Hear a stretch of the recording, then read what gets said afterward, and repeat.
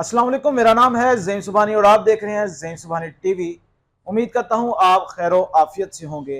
आज मैं मौजूद हूँ अल फजर फार्मेसी शेखुपुरा में और उनके ऑनर मेरे साथ मौजूद हैं। इनसे जानते हैं ये काम कितना प्रॉफिटेबल है, कितने पैसों में स्टार्ट हो जाता है। अस्सलाम वालेकुम वालेकुम सलाम। मोहतरम, काइंडली अपना नाम शेयर करते हैं। मेरा नाम सुबास आफ्ताब है और मेरी फार्मेसी का नाम अल फजर फार्मेसी, जो कि ये सिविल लाइन में शेखुपुरा में मौजूद है। मोहतरम, आपने ये कारोबार कितने अरसे पहले स्टार्ट किया? ये आलमोस्ट अब 6 माह होने वाले हैं इस काम को, और अल्हम्दुलिल्लाह ठीक जा रहा है अभी तक तो काम। आपने इससे पहले कहीं ट्रेनिंग भी इसकी की थी? बिल्कुल, किसी भी काम को स्टार्ट करने के लिए आपके पास नॉलेज होना तो बहुत ज़रूरी होता है। तो उससे पहले मैंने कोई 1.5 साल पहले काम सीखा है, क्योंकि एक प्लान था करने का। तो काम सीखना भी आपको एक-एक चीज़ जब आपने एक अपने हाथ से की होगी, आपको एक-एक चीज़ के बारे में पता होगा तो ज़्यादा बेहतर होता है किसी भी बिज़नेस को स्टार्ट करने से पहले। तो इसलिए मैंने पहले 1.5 साल इसको सीखा और उसके बाद जो है मैंने स्टार्ट किया। जी ठीक है। मेडिकल स्टोर और फार्मेसी, इसमें क्या फ़र्क है? मेडिकल स्टोर का लाइसेंस डिफरेंट होता है जब, और फार्मेसी का लाइसेंस डिफरेंट होता है। जबकि मेडिकल स्टोर में काफ़ी चीज़ें हैं जो कि नारकोटिक्स आइटम्स होती हैं, जो फ्रिज आइटम्स होती हैं स्पेशली, वो अलाउ नहीं होती रखनी। जबकि फार्मेसी में आपके पास ये होल्ड होता है कि आप वो नारकोटिक्स आइटम भी जो है वो अपनी फार्मेसी पे ऐड कर सकते हैं। तो रेंज आपके पास बढ़ जाती है काफ़ी। फार्मेसी खोलने के लिए किन अदारों से रजिस्टर करवाना पड़ता है? सबसे पहले तो आपके पास लाइसेंस होना चाहिए फार्मेसी का, जो फार्मासिस्ट के पास होता है एक लाइसेंस। और उस लाइसेंस के बाद आपको कुछ रिक्वायरमेंट्स पूरी करनी होती हैं हेल्थ डिपार्टमेंट की। उन जो उनके जो है रिक्वायरमेंट है, उसमें एक एसी, फ्रिज और एक स्पेसिफिक मेजरमेंट होती है दुकान की कि वो होनी लाजमी है। ये 3 रिक्वायरमेंट होती है। उसके बाद आप वो पूरा फॉर्म ऑनलाइन भी फिल कर सकते हैं, जो कि हेल्थ की वेबसाइट पे, पंजाब हेल्थ की वेबसाइट पे अवेलेबल है। और उसके ऑनलाइन करने के बाद वो आपकी रिक्वेस्ट चली जाती है लाहौर, और लाहौर के बाद वो किसी भी जिस शहर से आप बिलोंग करते हैं उस शहर में वो फाइल आ जाती है। और जो ड्रग इंस्पेक्टर है वो आपको एक टाइम देता है कि उस दिन हम आपकी इंस्पेक्शन करेंगे, और उस इंस्पेक्शन में वो सारी चीज़ें मैयर करता है, फ्रिज, एसी और सारी चीज़ें, और फिर सफाई का निज़ाम स्पेशली वो देखता है।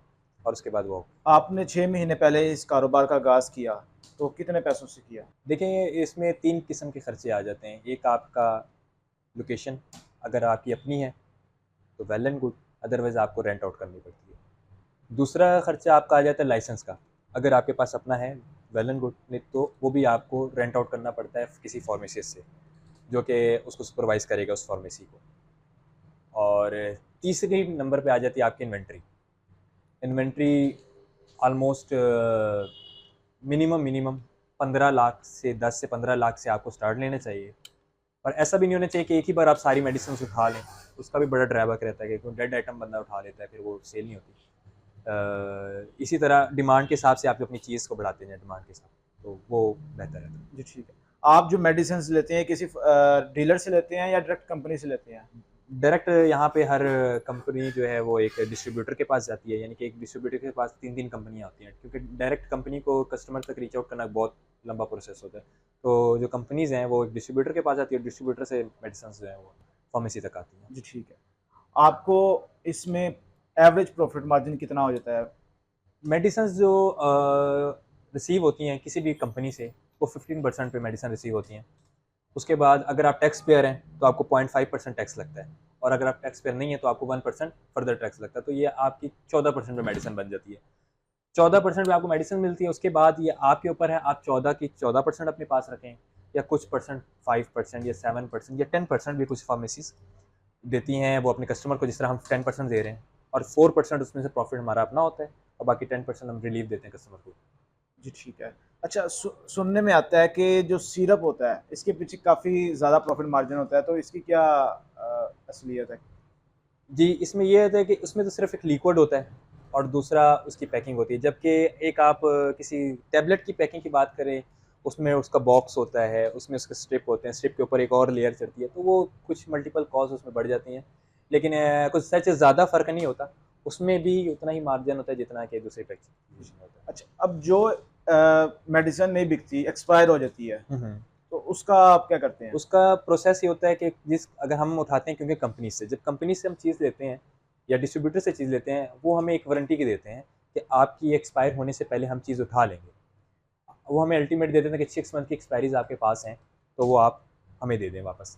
तो ये स्केड्यूल होता है, हम चेक एंड बैलेंस रखते हैं, जैसी कोई शॉर्ट एक्सपायरी होती है उसको हम निकाल लेते हैं और वो कंपनी को रिटर्न दे देते हैं, उसके बिहाफ में हमें वो नई एक्सपायरी वाली चीज़ दे देती है। ठीक, उसमें से कोई अमाउंट डिडक्ट भी करते हैं नहीं, या कोई डिडक्शन नहीं होती और जिस प्राइस में वो आई होती है उसका उसकी इनवॉइस वो लेते हैं और उस इनवॉइस पे वो एक्सचेंज कर देते हैं। अगर अब किसी बंदे ने कारोबार शुरू करना है तो मिनिमम अगर कोई बड़ा सेटमेंट नहीं करना, ठीक है, मेडिकल स्टोर ही बेशक खोलना है, तो कितने से स्टार्ट ले सकता है?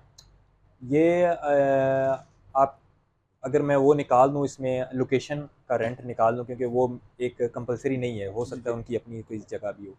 तो इसमें सिर्फ मेडिसिन आपकी 7 से 8 लाख मेडिसिन्स और 1-2 लाख रेनोवेशंस हो गई, या आपने सिस्टम परचेज़ करना है या काउंटर बनाना है, 1-1.5 लाख वो रख लें और मतलब कि 10 लाख के अंदर ये छोटा सेटअप स्टार्ट किया जा सकता है।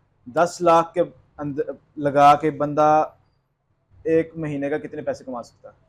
ये उसके एफ़र्ट पे डिपेंड करता है, वो कितनी एफ़र्ट डाल रहा है, कस्टमर को कितना रिलीफ़ दे रहा है और कस्टमर को कितना सैटिस्फ़ाई कर रहा है। अगर किसी कस्टमर को सैटिस्फ़ाई ज़्यादा करता है तो उसका जो है वो रिसाइकल पीरियड बढ़ जाता है, वो दोबारा उसके पास ही आता है। तो ये आखिर में आप कोई नसीहत करना चाहें या कोई बात रह गई हो वो हमें हमारे व्यूअर्स को बताना चाहें? देखें, बिज़नेस कोई भी हो, एफ़र्ट तो स्टार्ट में लगती है और अगर किसी भी बिज़नेस को आप स्टार्टअप करना चाह रहे हैं, पहले उसके एबीसी समझें कि वो किस तरह स्टार्ट होता है। जब आपको उसकी एक-एक चीज़ का पता होगा, एक-एक चीज़ आपके फिंगर टिप्स में होंगी, तो आपके लिए मामलात आसान हो जाते हैं। जी, बहुत-बहुत शुक्रिया, आपने अपना कीमती टाइम दिया। बहुत शुक्रिया सर। तो व्यूअर्स, उम्मीद करता हूँ आपको तमाम तर मालूमात मिल गई होगी और अगर आपको हमारी वीडियो पसंद आई है तो हमारी वीडियो को लाइक कर दें, हमारे चैनल ज़ेम सुभानी टीवी को सब्सक्राइब करना मत भूलिएगा। इंशाल्लाह मिलते हैं नेक्स्ट वीडियो में, तब तक के लिए अल्लाह हाफ़िज़।